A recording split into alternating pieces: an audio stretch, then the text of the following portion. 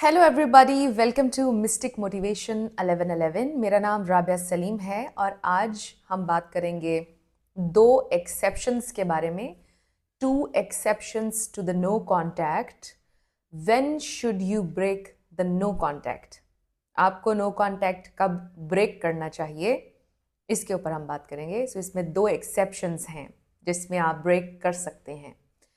कुछ भी शुरू करने से पहले मेरी आप सब लोगों से रिक्वेस्ट है कि चैनल को सब्सक्राइब कर लीजिए, वीडियो को लाइक देना है और हो सके तो शेयर भी कीजिएगा ताकि ज़्यादा से ज़्यादा लोगों तक हमारा ये कंटेंट पहुंच सके। मैंने अपने कुछ पहले वीडियोस में भी ये बात आपको बताई हुई है, लेकिन आज हम फिर से इसको रिपीट करेंगे। पहली एक्सेप्शन ये है कि अगर आपने अपने एक्स को चीट किया था तो फिर आपने डेफिनेटली नो कॉन्टैक्ट को ब्रेक करना है। अगर मिस्टेक आपकी थी, आपने चीट किया था, तो जाहिर है कि ये बहुत ही बुरी बात होगी अगर आप नो कॉन्टैक्ट करें, और टेक्निकली आपका बनता भी नहीं है। इसमें आप ये कर सकते हैं कि अगर आपने उनको मनाने की कोशिश की है और वो नहीं मान रहे, वो स्टिल नाराज़ हैं, तो फिर आप 30 डेज़ के लिए उनसे दूर रहें। 30 डेज़ आपने नो कॉन्टैक्ट करना है और उसके बाद आपने दोबारा उनको मनाने की कोशिश करनी है।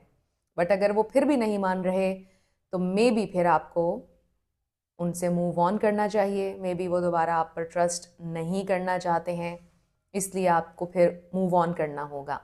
बट अगर आपने चीट किया है और आपकी फ़ाइट हुई है और उन्होंने आपसे कहा है कि वो आपकी शक्ल नहीं देखना चाहते, आपके साथ नहीं रहना चाहते, तो आपने 4 वीक्स तक उनसे दूर रहना है, नो कॉन्टैक्ट में रहना है और उसके बाद आपने उनको दोबारा मनाना है, क्योंकि उनको आपको ये टाइम देना पड़ेगा ताकि फेडेड अफेक्ट 22 दरमियान में आ जाए। क्योंकि जब आप किसी से दूर रहते हैं काफ़ी लंबे टाइम तक, 4 वीक्स तक, तो लोग आपके बारे में अच्छी चीज़ें सोचना शुरू कर देते हैं और जो बुरी मेमोरीज़ होती हैं वो फेड होने लग जाती हैं। इसलिए आपने उनको टाइम देना है कि वो आपकी अच्छाइयाँ याद करना शुरू कर दें, और उस दौरान फिर जब आप बाद में उनको रीच आउट करेंगे 1 महीने के बाद, तो शायद वो आपकी बात सुनने के लिए ओपन होंगे।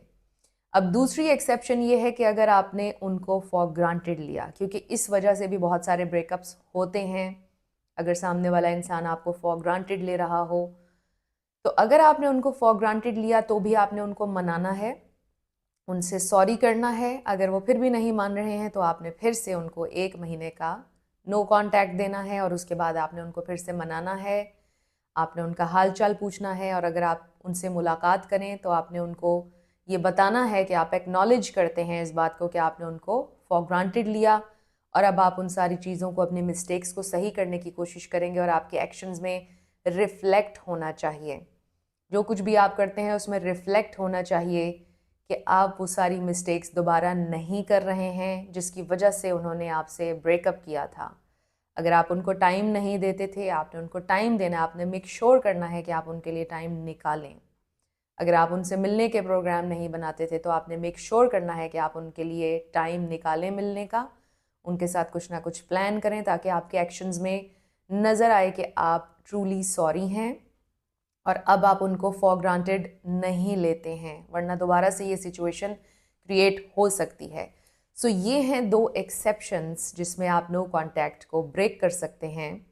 कहीं ना कहीं आप बहुत ज़्यादा खुश हो गए थे कि मैं आपको बताने वाली हूँ कि किस दिन आप नो कॉन्टैक्ट को ब्रेक कर सकते हैं, बट इस पर मेरा स्टांस आपको पता है, जो कि फैक्ट्स के ऊपर मबनी है कि आपने नो कॉन्टैक्ट को अदरवाइज कभी ब्रेक नहीं करना है। अगर गलती आपकी नहीं थी, आपने चीट नहीं किया और आपको वो डंप करके चले गए, तो आपने उनको ब्रेकअप दे देना है और आपने ब्रेकअप को एक्सेप्ट करना है, और नो कॉन्टैक्ट को आपने कभी ब्रेक नहीं करना जब तक कि वो खुद इनिशिएट नहीं करते, रीच आउट नहीं करते।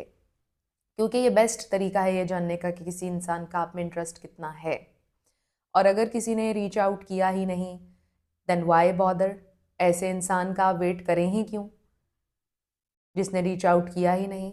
मे बी वो इंसान कभी आपका था ही नहीं और फिर शायद आपको मूव ऑन करना होगा अगर वो बिल्कुल रीच आउट ना करें। सो ये इसके ऊपर मेरा टेक है कि आपको कभी भी नो कॉन्टैक्ट को ब्रेक नहीं करना है अगर उन्होंने आपको डंप किया है।